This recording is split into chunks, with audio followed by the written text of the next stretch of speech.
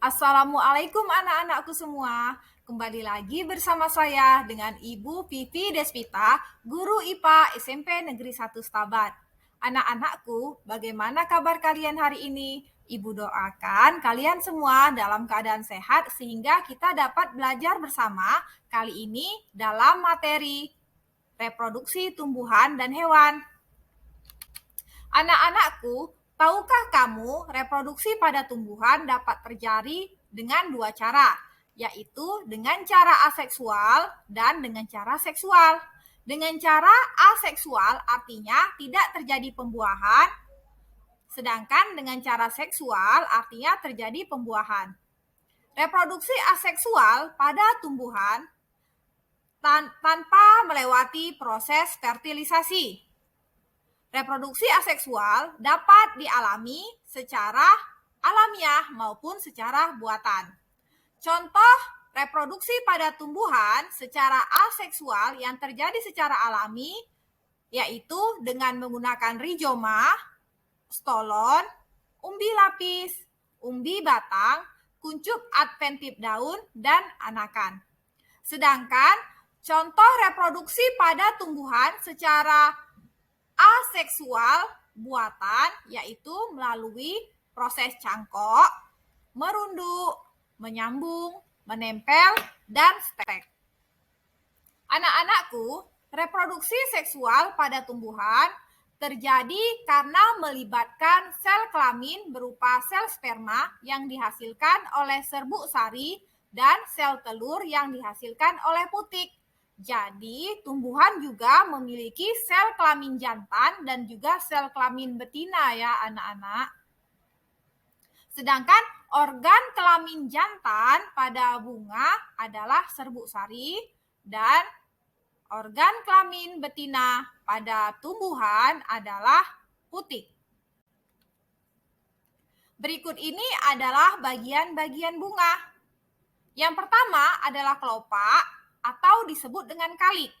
Kelopak berfungsi melindungi kuncup bunga. Yang kedua adalah mahkota atau korola. Mahkota berfungsi menarik perhatian serangga. Yang ketiga adalah benang sari atau stamen. Terdiri dari tangkai sari atau filamen dan juga kepala sari atau antera. Antera terdiri atas 4 kantong sari. Fungsinya sebagai penghasil gamet jantan yaitu serbuk sari. Kemudian putik atau pistilus terdiri atas tangkai putih atau stilus, kepala putih atau stigma, dan bakal buah atau ovarium. Di dalam bakal buah terdapat bakal biji yang berfungsi sebagai penghasil gamet betina. Anak-anakku, berikut ini adalah contoh-contoh dari berbagai macam cara reproduksi aseksual secara alami. Yang pertama adalah gambar rizoma. Rizoma contohnya terdapat pada tanaman jahe, kencur, dan temulawak. Gambar yang kedua adalah gambar stolon. Stolon contohnya terdapat pada tumbuhan stroberi dan juga arbe.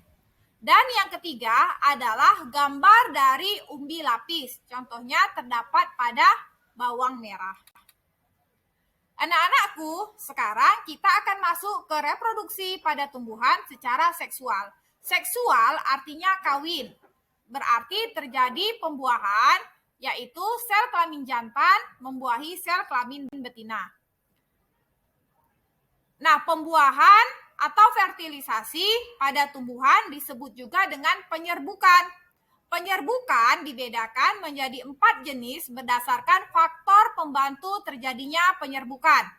Yang pertama, penyerbukan dengan bantuan angin disebut dengan anemogami. Yang kedua, penyerbukan dengan bantuan air disebut hidrogami. Yang ketiga, penyerbukan dengan bantuan hewan disebut zoidiogami. Dan yang keempat, penyerbukan dengan bantuan manusia disebut antropogami. Berikutnya, penyerbukan dapat pula dibedakan menjadi 4 berdasarkan tempat terjadinya penyerbukan. Yang pertama, Penyerbukan sendiri yaitu apabila penyerbukan terjadi pada satu bunga. Yang kedua, penyerbukan silang apabila penyerbukan terjadi pada bunga yang sejenis tetapi tidak pada satu tumbuhan. Dan yang ketiga, penyerbukan bastar apabila penyerbukan terjadi pada bunga dan tumbuhan yang berlainan. Dan yang keempat, penyerbukan tetangga apabila penyerbukan terjadi pada bunga yang berlainan tapi masih dalam satu tumbuhan. Anak-anakku, selanjutnya kita akan mempelajari reproduksi pada hewan. Tahukah kamu, reproduksi pada hewan dapat terjadi dengan dua cara, yaitu secara aseksual dan secara seksual. Aseksual artinya tanpa terjadi pembuahan, sedangkan seksual terjadi karena adanya pembuahan. Reproduksi pada hewan secara aseksual atau tanpa adanya pembuahan dapat terjadi melalui 3 cara. Yang pertama yaitu secara tunas. Contoh makhluk hidup atau hewan yang berkembang biak dengan tunas adalah ubur-ubur. Yang kedua, dengan cara fragmentasi, contohnya adalah pada planaria. Dan yang ketiga adalah partenogenesis, contohnya pada komodo. Nah, sedangkan reproduksi secara seksual atau terjadi karena proses pembuahan dapat terbagi menjadi 3, yaitu vivipar apabila hewan melahirkan, contohnya pada kucing. Yang kedua adalah ovipar apabila hewan tersebut bertelur, contohnya pada katak. Dan yang ketiga, ovovivipar atau hewan bertelur dan melahirkan, contohnya pada kadal. Anak-anakku, selanjutnya ada beberapa kosakata yang harus kita pahami. Yang pertama adalah metagenesis. Metagenesis adalah terjadinya pergiliran reproduksi antara fase seksual dan fase aseksual pada suatu hewan. Contohnya pada ubur-ubur. Ubur-ubur dapat bereproduksi secara seksual maupun secara aseksual. Nah, proses pergiliran keturunan ini disebut dengan metagenesis.